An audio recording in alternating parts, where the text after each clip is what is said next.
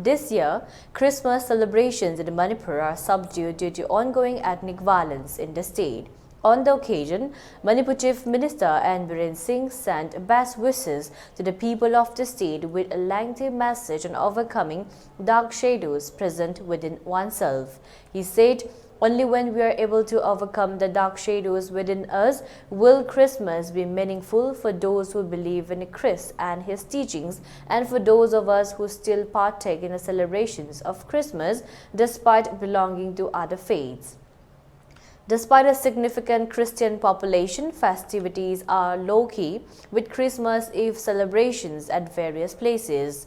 In Noni district, rain disrupted the celebrations of Christmas. Besides, due to ongoing crisis in Manipur, most of the areas in Noni, Tamenglong and Imphal Valley, where Christian community residing, celebrate the day in a low-key manner.